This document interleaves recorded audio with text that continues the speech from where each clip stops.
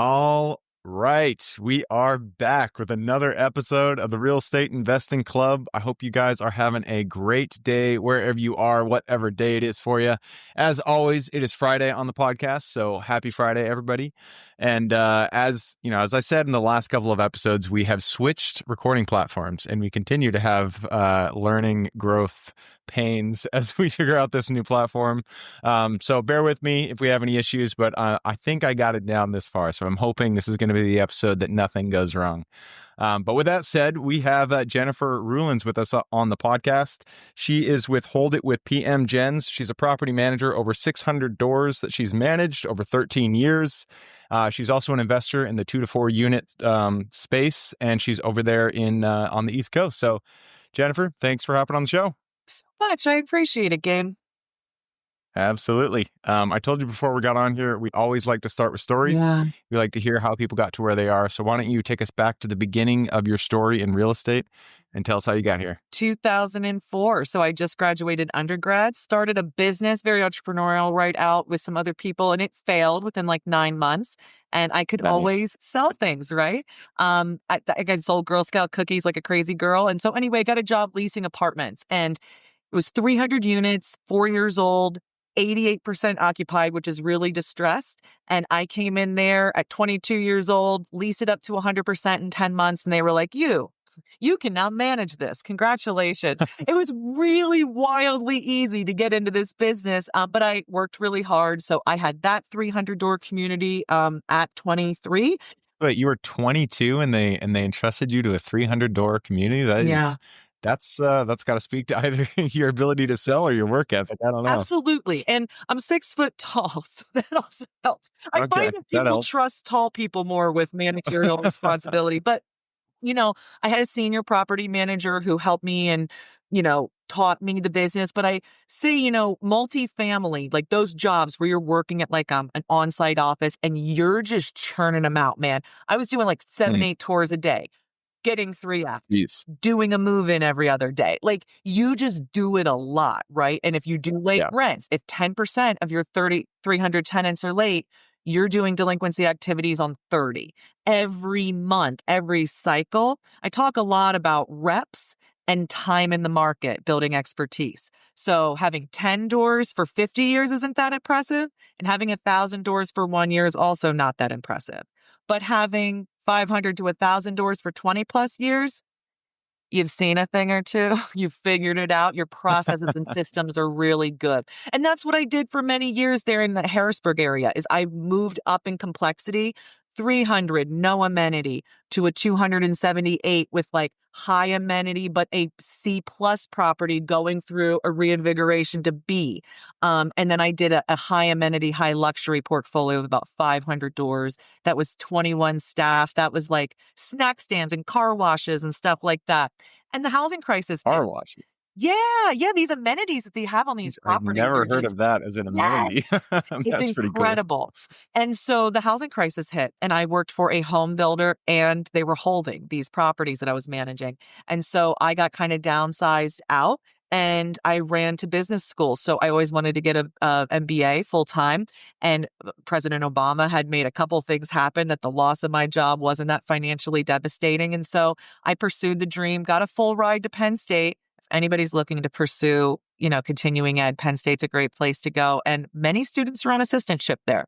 So anyway, got that full ride, MBA in real estate, doubled down, came out, but I had met a guy here in Williamsport while I was there. I was 30. It was time to get married, and it was so wonderful. But Williamsport, we don't have an apartment community. So I come out like this property manager MBA. What am I going to do? And I emailed anyone who was anyone on LinkedIn. And I was like, hey, I'm here now. Please talk to me about the market. Would you meet me at my office, which was the Panera Bread? And, I'll treat you to a bagel. And one person said yes. They had a third generation real estate sales company here that was the market leader, independent, not franchise. And they said people are asking for this. Fracking. You've heard of fracking? The Marcellus shale and fracking gas. Yeah. Williamsport had become a boom town. We were the capital of that activity here when that opened up. So things were happening here that were really exciting, and they were going to this real estate company for help. They said, you know property management. And I was like, yes, that is all I know. And they I've were like, done would that. you like to start this? And I said, yes. And that was 13 years ago.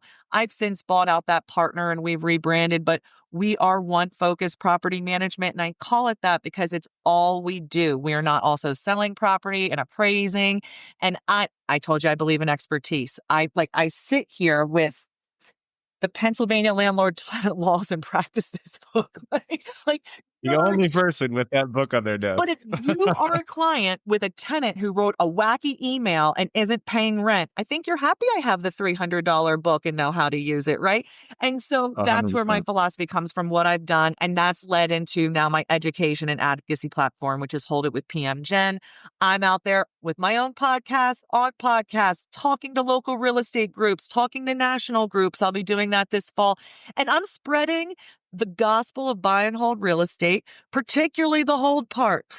I love people to hold that real estate through multiple cycles, managing in a disciplined way the whole time, not going nuts, not working themselves to death, and realizing all the benefits that buy and hold gives you that come about when you can hold it. Because you're not going to catch much appreciation. You don't get the full bounty of the tax benefits or leverage unless you hold it for a long time. See, we talk a lot about buying and selling.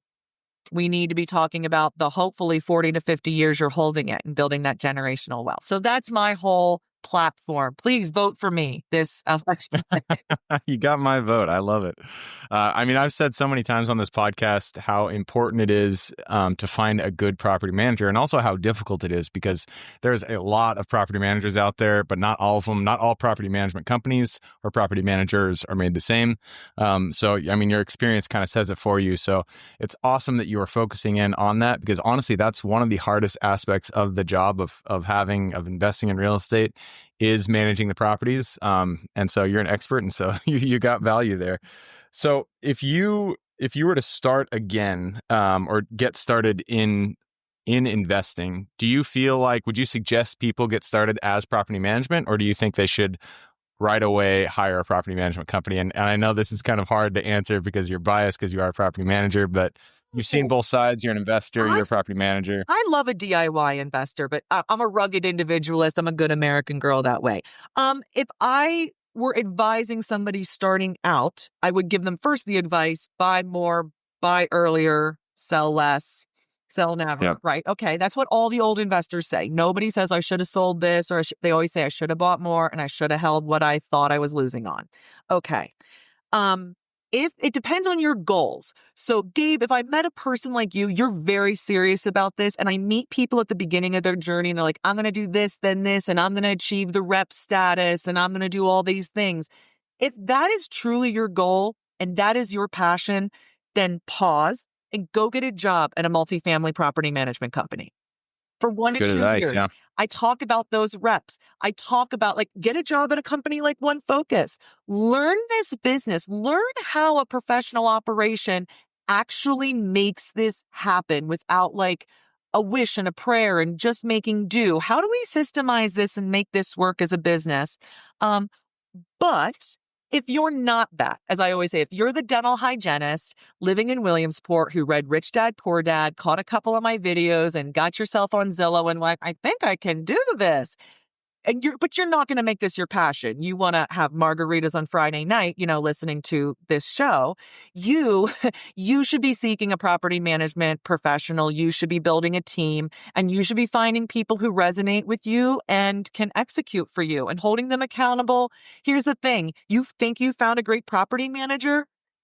In 15 years, it will look different. That property manager might have sold out. You might be doing things differently. That company might have changed. We've all had great relationships with companies and they change. So we don't buy things because of tenants and who they are. We don't buy things because of property managers and who they are. Those are usually temporary in our long journey. I don't hope to be. I hope to be here forever and ever. But if I'm successful, I am not going to be talking about toilets in my 50s, Gabe. I promise you that. And so it might look like I'm not here every day. But rest assured, my properties are. So there's going to be a bangarang solution here in Williamsport. I love it. So my clients don't need to worry. Jen will have her influence here on the portfolio. There you go. So actually, so I've gone through plenty of property managers. We have property managers for mobile home parks, single family, self-storage, third-party property management. And I've gone through the interview process and selection process and all that stuff many times. So what is, from the other side, what is the pieces of advice, hints that you could give to people like myself, to others out there who have a portfolio, who are looking for a good property management company? Sure. What should we be looking for when we are interviewing potential property managers? Sure. So imagining what you want it to be, what participation you want to have in it, be really clear about that.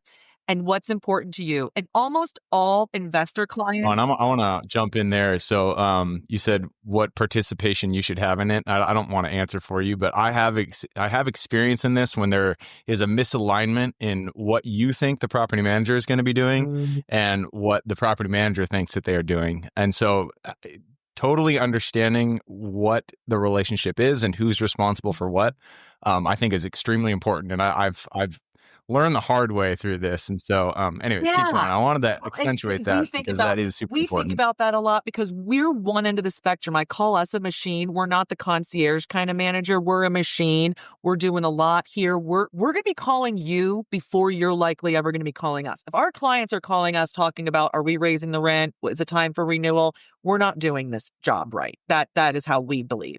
So when I'm talking to people and my advice for them, first, irresponsiveness is often the thing that gets criticized with property managers, right? That you, the client, have a need, you want it met as soon as possible. And so I would ask you to be critical of that property manager's responsiveness through the sales time. Take that. That's the only data points you have. And I hear it so often. Oh, I'm so glad you picked up, or I'm so glad you returned my call to a prospect. You're the only one who did. And I say, here's why. All of my competition are realtors. The same license is required in Pennsylvania to do sales and property management. And do you think the $150 commission monthly on your property is competing with the check they're getting at the closing tomorrow? That $5,000 or $10,000 check? And it's okay. Realtors are allowed to do this, but they do it quite poorly. And they only do it to keep their investor from going to another sales agent who will do the management and will get that listing. And so we need to think about that and understand that it is a business and everybody needs to make money.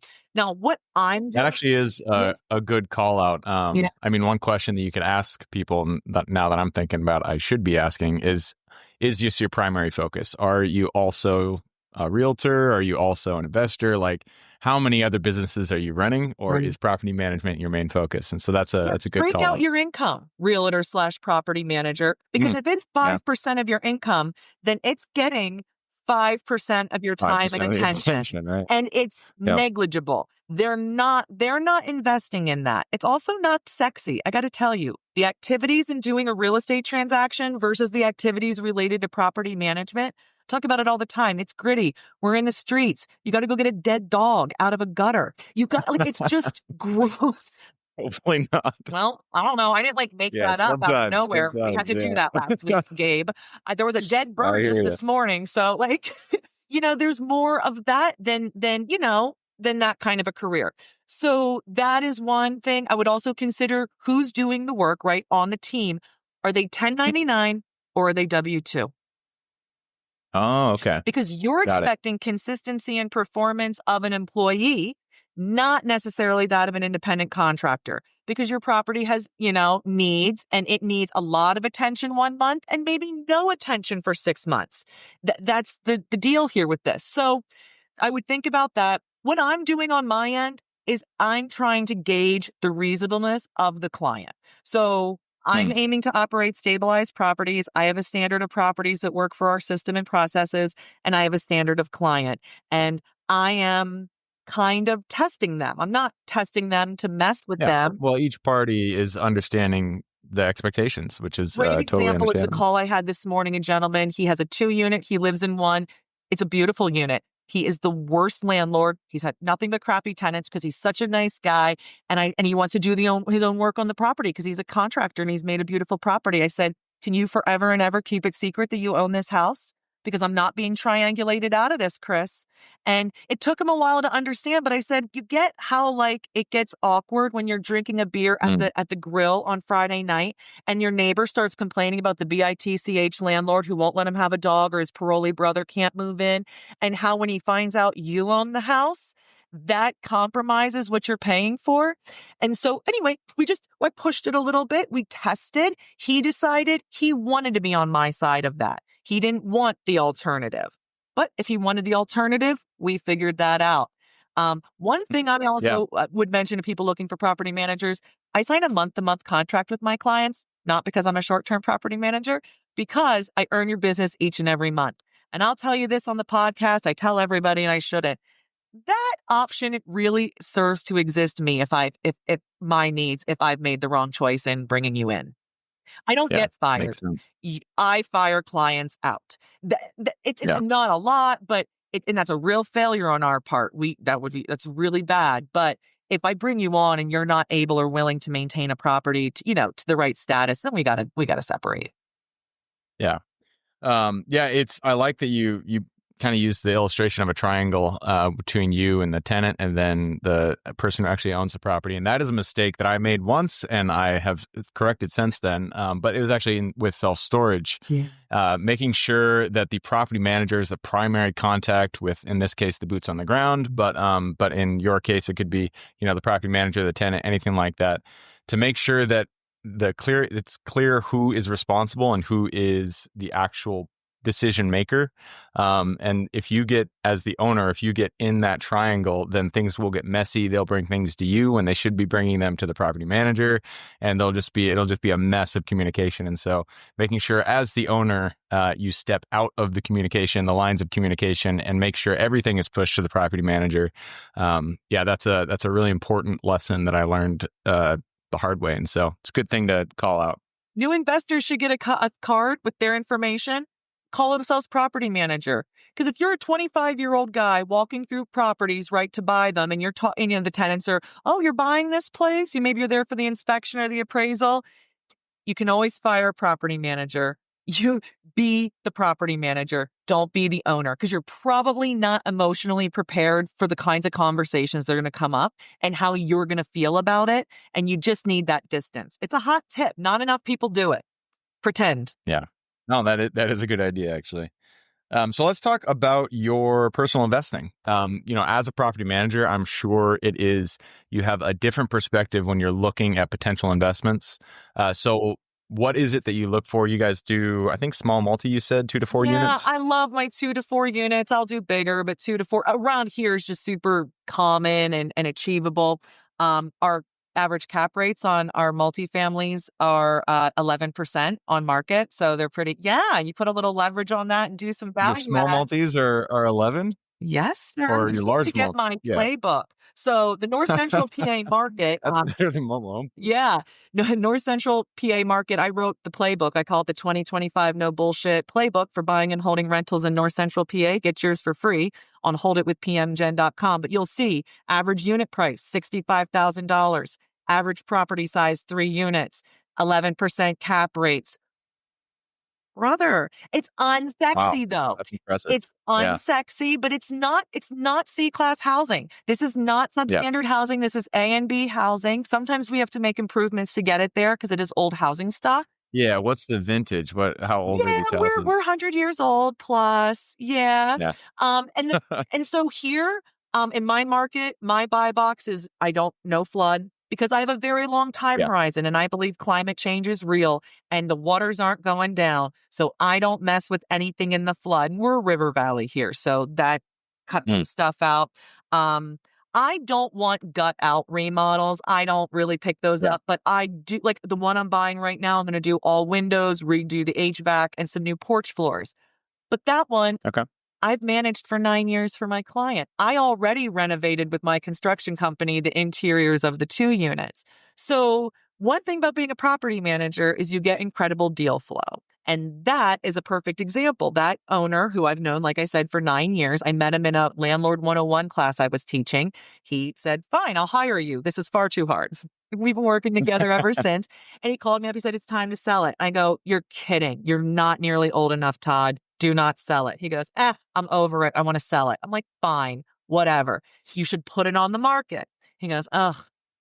All my old investors think by the way, that is where you're going to get your best value. I go, if you don't like that, I'd like to make you an offer. I go, to be fully clear, I'm so weird about transparency. I'm like, this is not a fair market offer. Yeah. I made him an offer. He was delighted. I am putting zero money into this deal. Nice. So I love it. But listen, we have a relationship. I mean, it's not overly friendly or anything. We respect each other. And I'm delighted to pick this property up after making money on it for 9 years, knowing so much about it. I know everything about it. I know how it's behaved through COVID.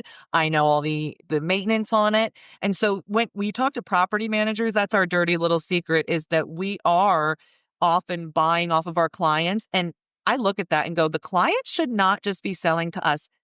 Old investors love ease. And maybe I'll be an old investor who loves ease too, but I don't think I so. get it. I don't want to have to go through the hoops. And if you got somebody who has the money right in front of you, and it's like, it's good enough, is sometimes you're just like, all right, let's do it. I don't want to I don't want to put it on the market and have to deal with that. Well, and that's something for young investors to hear. Old investors are tired. They will, if you can make it easy. And this has been very easy for this gentleman. This has been a couple of emails. I'm doing everything. I'm making everything happen, and we'll do a closing, and this is easy for him, and very easy for me. But from the tenant's perspective, they have no idea. There's been an appraisal visit and that's it. But they're going to still pay their rent to One Focus and still deal with the same property managers they've always done. Nothing changes. That is a benefit of, starting your own property management company that I don't really think of, is that you are you're on the front lines. Like you understand these properties, but you also are the first person that the property or the owner is going to be talking to. And so you probably get the first shot at an offer. And that's just might not take it, but yeah, what about prospects? Like the guy I talked to this morning. Now I think that's going to turn into a management relationship, but it's happened before where I go out and like their situation isn't really prepared to hold, or their goals don't really align with holding. I'll buy it. I'm standing here. Yeah. Right? It's happened. I've made offers on things where I went to go get a job and then I'm making an offer, and I know how much people pay for leads. Oh, yeah, right. Okay. I'm doing that over the course. So if you think about it, when I look at my whole marketing and advertising budget for my property management company is Hold It with PM Gen. Hold It with PM Gen is growing other income sources besides just new business for One Focus, and one of them being properties I'm acquiring as the region's leading person doing this, leading real estate investor meetups and things like this. So yeah, you pick up the phone, you're helpful, you network, and you get leads. Nice. I love it. Yeah. Well, hey, I just took a peek at the clock. It looks like we have run it down. So it's time to jump into the quick question round. Are you ready? Yeah, totally. All right. It starts with education. It could be any form, could be a book you've read, movie you've seen, conference you've gone to, mentorship program you've been a part of, anything like that. I just need 2 recommendations: general life wisdom and then real estate. General life wisdom. EOS and traction. Do you know that? Gino Wickman? Multiple people have EOS. Multiple people have recommended it. I haven't read it, but I've been recommended multiple times. Okay, if you're running any kind of business, if you've got people you're working with, I almost lost my business because I wasn't a good business leader and I needed the entrepreneurial system to work within. Saved my life, saved my business. I'm so happy about that. And we talked a bit about property management as a business, as a career. There's 2 different organizations to get into. If you want to get into single family management where you're working with smaller investors like I am, NARPM. NARPM, National Association of Residential Property Managers. Fantastic group. Learn a ton. Very well worth your money. The other one that serves the multifamily industry, if you're going to go get a job at like a 300-unit apartment community, that's IREM, the Institute for Real Estate Management. Great coursework, great networking. Dive in. You'll learn so much. You don't have to stay there. You can go do your own thing. Yeah, perfect. All right, moving us on to the next question. This is for your younger self. So let's go back to the Jennifer who was just graduating. I think you said 2004. 3 I graduated, but yeah, 4 into PM. Yeah. Go back to her, look her in the eye, give her one piece of advice moving forward.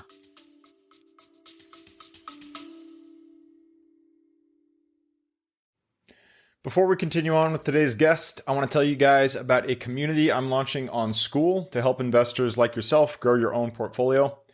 In this community, you'll get access to all the docs I use, all the systems I've built, everything I've used to grow my own portfolio, as well as instructions and guidance on how to get out there and find great deals, how to finance those deals, and then how to manage them for great returns. Since we're just launching it, the price will be set at a measly $20 per month, and whatever price you join at is the price you'll have for life.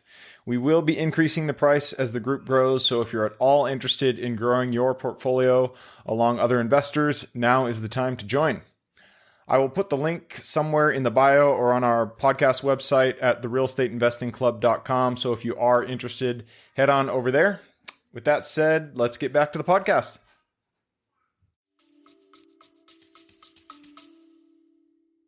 Fear less. Just fear less. That not everyone out there is really capable and smart and doing things the right way. In fact, most people are ding-dongs doing it dumb. Trust your instincts. Learn from smart people. I did all that, but I, for too long, thought because I didn't get what those people were doing, that meant I was dumb. And it didn't. It meant what they were doing was dumb. And my instincts were strong enough at that time, but I questioned myself. So I wouldn't question myself as much. Yeah, that's really good advice. And it's difficult advice to take if you feel like most of your confidence that you're talking about comes through just going out there and doing it. And if you do tend to think a little bit more, then you're gonna have more fear, more anxiety. You're gonna be less prone to take those actions. But the key is just to take the action, get out there and do it. And then you're going to have the confidence that you're looking for. So, yeah, that's really good advice. Fear less, or at least you can. Is men and women in this industry. Men are overconfident, get into it, and some make it and some don't. Women are underconfident. It keeps them out of the game.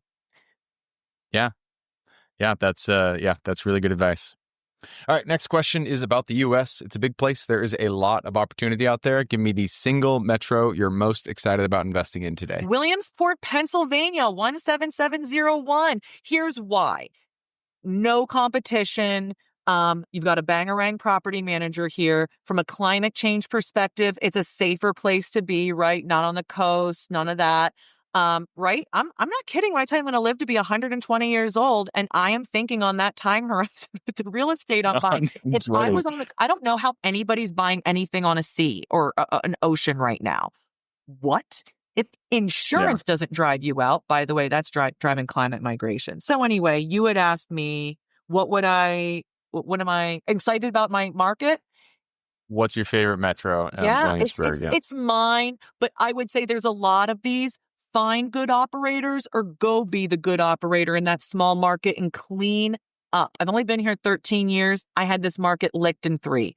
Like, you call me about a property, I've been in it. You call me about a person or a situation, I know it. It's just small. So I'm not that good. Yeah. It's just small. Big fish, small pond. How big is Williamsburg? Yeah. How big is Williamsburg? 30,000 people. Oh, okay. So it's like... more than that. Yeah. Like, I go 5 counties truly, but this is where I lay my head and whatnot. That is the MSA you would know by my I call it North Central PA.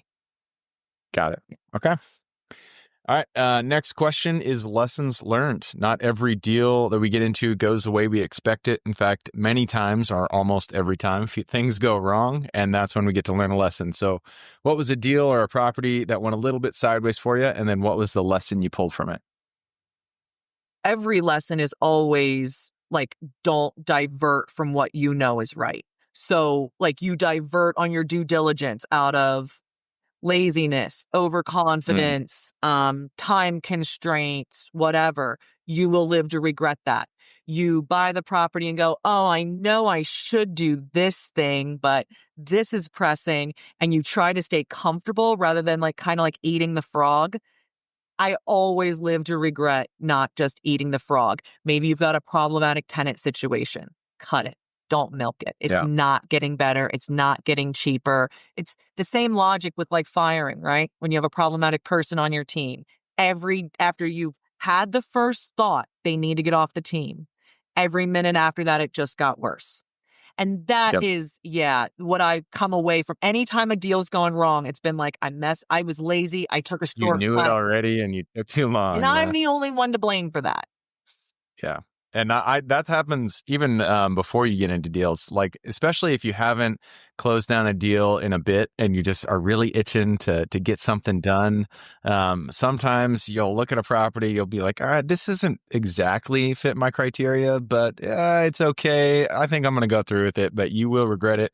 Stick to your criteria, stick to your underwriting, your due diligence. Do not waver because it's not fun to get into something that starts to become a headache. It's so hard to make real estate your transactional and acquiring your primary thing because the market doesn't always mean you're going to be doing those activities. So one nice thing about the property management business is it keeps me busy. It keeps money flowing. And when properties are good and available, by the way, we're going into a really nice time where they're going to be. COVID, I couldn't buy anything. Everybody had dumb money. And now that's cooled. It's cooled. The dumb money's gone, the cheap money's gone, and the spreadsheet monkeys are out. I always say my dog could make money on a 3% loan. So those guys are out. Like I said, I'm getting 11% cap rate, so my new 7% loan isn't bugging me too much. But I mean, these are really good points. It's not that bad. So anyway, that's what we're into here. All right. This is the second to last question. This is about raising capital. Actually, you're in the 3 to 4 unit range, so you don't really need to raise capital. If this does apply to you, what is your favorite way to raise capital? I just go out and make some money and put it in the bank. But ideally, I like the 2 to 4 unit off-market deals where you're just doing creative financing. I think I shared with you before we got on this 2 unit I'm buying. Nothing down. Yeah. Even the renovations are financed. Did you seller finance that? Not the whole thing. I used the bank, but I just did 25% seller finance. The rest is with the bank, including the renovations. And so I'm not taking anything out of my pocket, which lets me be a little bit more bold with getting the things done. So I got a little safety net. And if another one comes up, I can use the cash on that. Perfect. All right. That leads us to the very last question. This is for the listeners. You've given us a lot to think about. I'm sure people want to reach out, get in contact with you. This is a 2-parter. Where can they find you? And then what can they expect when they reach out? Oh, well, get on holditwithpmjen.com and on all the socials, Hold It with PM Jen, 1N. And what they're going to find there, a lot of educational content for the do-it-yourself buy and hold investor. It's motivational, it's educational, and you'll find information about my North Central PA market. I do publish that free. I call it the 2025 No Bullshit Playbook for Buying and Holding Rentals. And it's because I break it down to this municipality, Bloomsburg, we've got a problematic codes guy named Kyle. Kyle's not going to want to find me in a dark alley, right? And I talk about Kyle and how if you're going to buy in Bloom, know this, and this is how you handle that issue, right? That he's overambitious with the improvements he requests. So get your playbook, follow me on socials. And if you have property in North Central PA or you have questions, I also published on YouTube a 4-part series on evictions, and people will call me and either tell me that it worked for them or they had a follow-up question. I had a guy earlier this week do that. And I love those calls. I love nothing more than helping you kind of gear up, as I say, nut up and take care of it. And that's usually the talks I'm giving people. So Hold It with PM Jen. Find me there. Perfect. All right. I will put that link in the show notes. So if y'all want to reach out to Jen, all you got to do is just click the little more in the description. It'll pull down that full description in there. You can find her links. All right, Jen, that wraps it up. Thank you very much for hopping on the show. Thanks, Gabe. Absolutely. For everybody who's with us today, thank you guys for showing up. You are the reason we do this. So if you guys have any questions whatsoever, reach out to me, Gabe, at therealestateinvestingclub.com. If you guys want to support the show, just leave us a review. Other than that, I hope you guys have a great week. Keep rocking real estate, and I look forward to seeing you on the next episode. All right, before I officially sign off, I have a quick announcement to make. If you're interested in becoming a passive investor in one of my deals, my own company, Kaizen Properties, is looking for capital partners for our upcoming projects. We invest in what are known as recession-resistant assets, mainly self-storage facilities, mobile home and RV parks, and industrial properties. If you're interested in investing and would like to learn a little bit more about my company, our investing criteria, and some of the previous projects we've done, go to the Real Estate Investing Club podcast at therealestateinvestingclub.com and scroll all the way down to the bottom of the page. Click on the Invest With Us button. That'll pop up the investor form. Fill that out, and we will reach back out to you as soon as we can. Or if you prefer a little bit more of a personal touch, you can reach out to me at gabe@therealestateinvestingclub.com. So really, that is it. Again, it was a pleasure hanging out with you guys during this episode, and I look forward to seeing you on the next episode.